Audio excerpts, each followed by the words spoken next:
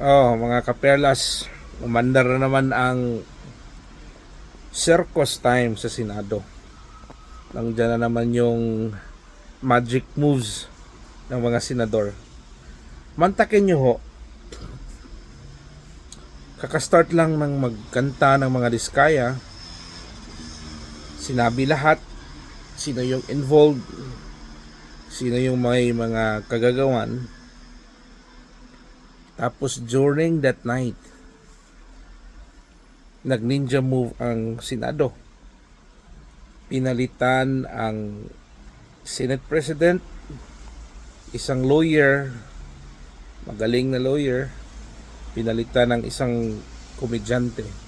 Although matagal na naman yan sa Senado. Pero makita naman natin paano mag-isip yung dalawa.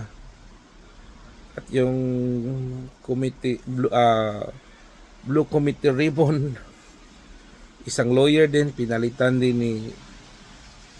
ng isang hindi lawyer.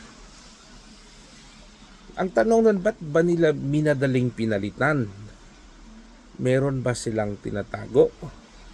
Na baka lalala pa yung sasabihin ng mga diskaya. So yun yung mga grabing mga yung mga move nila na hindi ka panipaniwala. Di ba? Kung magpalit ng Senate President, pwede naman sana. Ba't minadali? Talagang akto talaga. Talagang ngayon talaga na may lumabas na itong mga kinanta, itong mga involved sa ghost project, itong sa flood control. Ngayon pa talaga pinalitan. Pagkatapos, Tuesday, nagkaroon ng hearing sa House of Representatives. Tapos tinawag ang mga resource person. Isa na doon si Bryce Hernandez at yung mag-asawang Diskaya. At makikita nyo paano sila makikita naman yan sa YouTube. Paano sila yung way ng yung sa hearing ba. Sobrang agresibo itong sobrang defensive. At ngayon biglang pinalitan yung Senate President. Tapos ngayon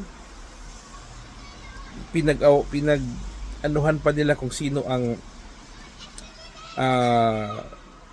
in charge sa custody nitong resource person nila. Dahil nag-request si House Speaker Romualdez. Kaya itong si Bryce hindi na hawak under sa kustodiya ng House ng Senate. Diba kasali din si Romualdez dun sa kinanta ng Diskaya. Sobrang garapalan yung ginawa nila. Parang wala nang grabe talaga. Untouchable. Tapos itong Diskaya naman ayaw namang pirmahan ni Soto. Tapos makikita mo ngayon sa conversation nila, parang makikita mo sino yung totoo, sino yung mga bulastog dyan. Kayo na hong maghusga. Ano bang nangyari ngayon sa ating bansa? Wala nang, buti na lang andito itong mga magigiting ating senador. Kudos po sa ating mahal na Senador Marcoleta.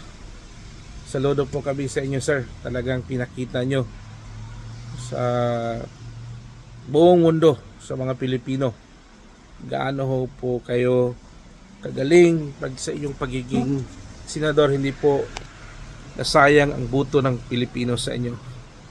Napakagaling nyo po.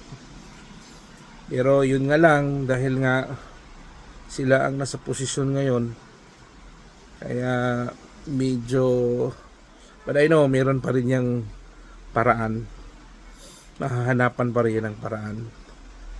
Pero klarong-klaro na yung senaryo. Biglang bang pinalitan lahat.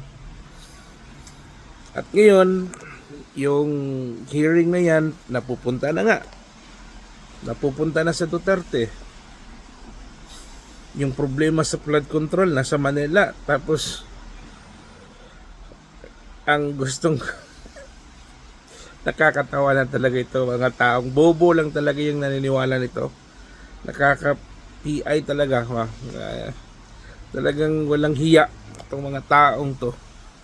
Garapala na yung move nila. Bobo lang talaga yung mga taong naniniwala nitong mga taong to, sa totoo lang. At yun nga, hindi na wala man tayong magagawa dyan. Pero yun nga, sa ating mga kababayan, mga mahal na OFW, palagi pa tayong magkakaisa. Suportahan po natin itong mga leader natin, ang mga totoong leader sa ating bansa. At hindi po tayo huwag nyo pong pansinin ang daming mga trolls dyan sa Facebook, sa social media. Mga bayaran tong mga taong to, mga walang dignidad, no? So, napaka-circus, walang hiya talaga. Ano yung gobyerno natin ngayon. Sobrang nakakatawa, sobrang nakakahiya. Sobrang garapalan yung move nila.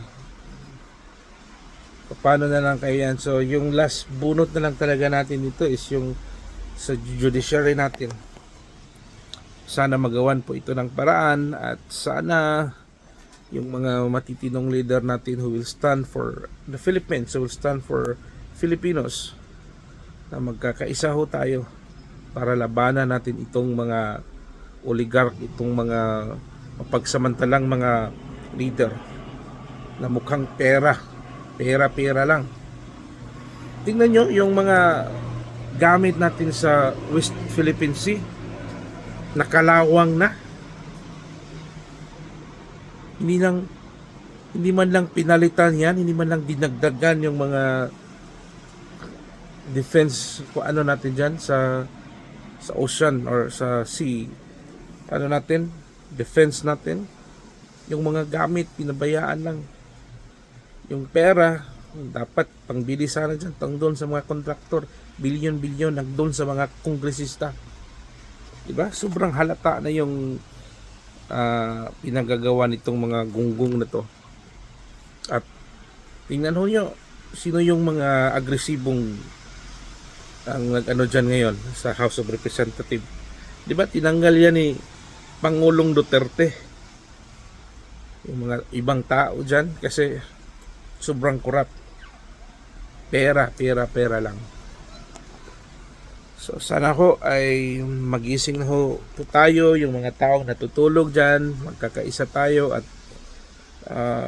dapat ho masugpo itong korupsyon na ito at sana may makulong at sana kasi paparating na naman yung gumagawa na naman sila ng uutang na naman yan, gagawa na naman ng mga project, ano naman yan, ilang trilyon na naman yung nanakawin itong mga buayang to. So sa ating mga kaperlas, sa ating mahal na FW, sa mamamayang Pilipino, lagi ho nating tandaan na ingat po tayo lagi at huwag kalimutan may kapal. So God bless everyone, ingat po tayo lahat.